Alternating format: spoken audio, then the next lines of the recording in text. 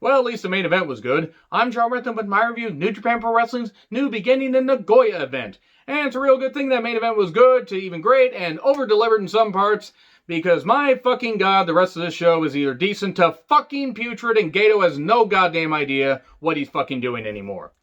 I was so pissed off watching two of these matches, I nearly shut the show off. Had it not been for the fact I'd heard good things about Tanahashi versus Shingo, I would have actually shut the show off and said, I'm not reviewing any New Japan until the new beginning shows on February 10th and 11th. You may have noticed an absence of me reviewing the Road 2 shows leading up to this, and you're going to notice an absence of me reviewing the Road 2 shows leading up to the February 10th and 11th events.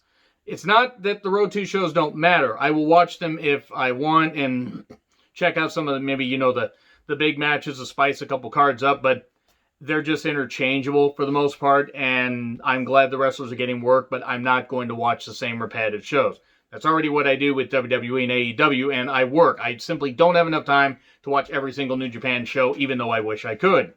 Kevin Kelly and ELP on commentary. It might as well have been Kevin Kelly on commentary. ELP is a great wrestler.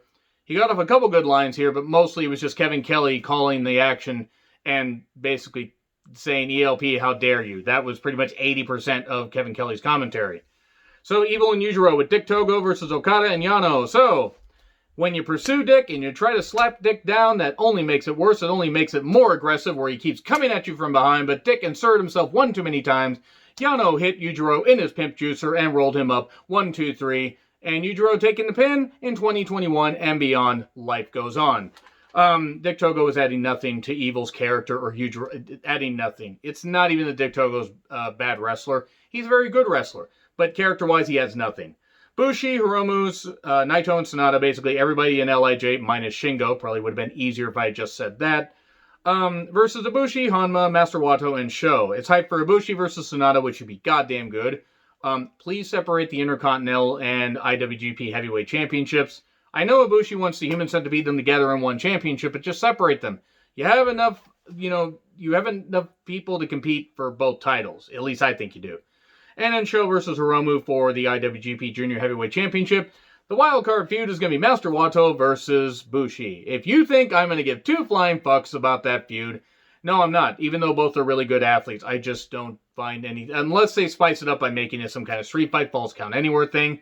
I don't really see how this is going to be interesting. Again, both are good athletes. I just don't care. Bushi is much better in tag matches, or like when he faced off against Robbie Eagles in the Best of Super Juniors. I believe that was night 3. That was a really damn good match. So I thought Hanma was going to take the pin. Nope, Bushi took the pin after the shock arrow. So there we go. One hardly needs to go on about this match, because now my energy has been saved to rant about the Great Okan versus Tenzan. Loser must retire the Mongolian chop. This is where we're at with Tenzan's career. Tenzan, who faced off against Randy Savage all the way back at Starrcade 1995, in the infancy of his career, the beginning of his career. Tenzan and Kojima are a really good team, and don't worry, I'm going to talk about Kojima here in a little bit, but this is where we're at with Tenzan. He has to carry a gimmick that is a 260-pound sack of shit gimmick. Not the athlete. The guy playing the Great Okan Oka, he is fine. He is a good athlete. This gimmick is dog shit. It doesn't translate well to anybody outside of Japan, or somebody told me it was like a Asian version of what a vampire is, according to what I was told. I don't remember who said that. I apologize if I misinterpreted anything that you said, but I didn't get the gimmick. I still don't get the gimmick. It doesn't appeal to me. I hate how he the fuck's going on? Is he having his balls strangled every time he throws up a chop? It's or his tights bunching up. Is that why he's doing that? Tenzan, poor fucking Tenzan, he deserved better. Tenzan lost, and this was flat out embarrassing. Great Okan may be one of the most embarrassing gimmicks that I've seen in wrestling in a while. And I'm talking in New Japan, WWE, AEW, as far as mainstream shit. I'm not saying he's the most embarrassing, but he's right up there. New Japan is fucking better than this.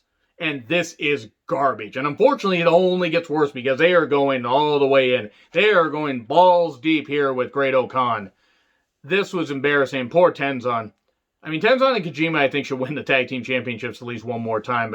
But how the fuck do you come back from this? Yeah, Okan won with that claw slam dominator thing and just a fucking goddamn crap. A lot of Okan matches are going to end up on my worst matches of the year list.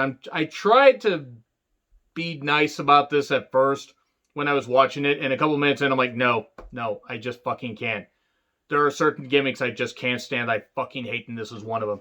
Then we get Kojima versus Ospreay. No DQ match, great. They're in the hardcore garbage bullshit stuff here. Great.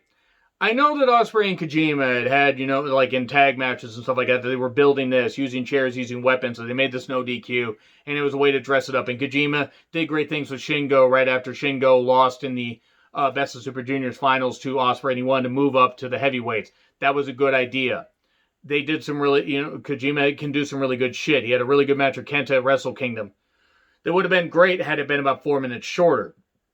I just thought it went on a little bit too long. That being said, this could have been good. And I didn't hate it as much as Okan versus, Tenzan. But still, this was not good. It was not good at all. We had a cookie sheet to the head. We got a ladder set up between the, from the apron to the barricade.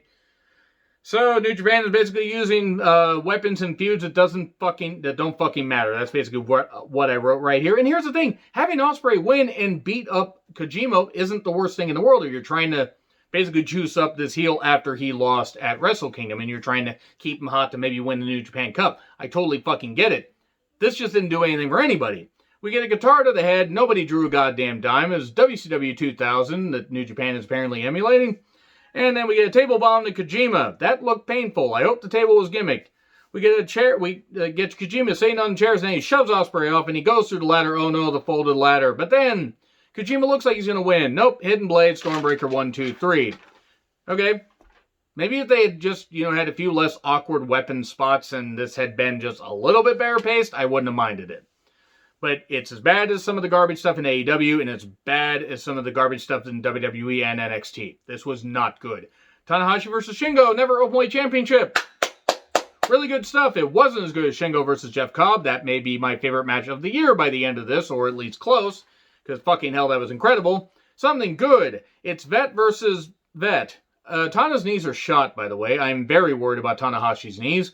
Lot of knee targeting here. Ace is high to the outside. Ouch. Shingo's knee got targeted. Tana's knee got targeted. Tana, easier for me to say, targeted his own knees.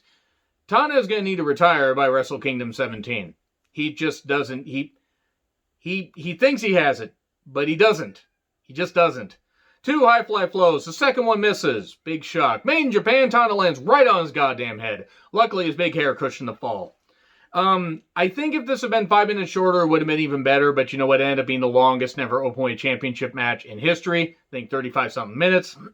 Pump and Bomber for 2. We get near falls aplenty. A lot of good action. Don't get me wrong. These guys tore it up. High fly flow for 3. New champion. I was a bit shocked. I thought Shingo would hold on to it longer, but Tanahashi wins the never Openweight Championship for the first time in his career. He celebrates. Air guitar to the championship. Okan attacks Tana.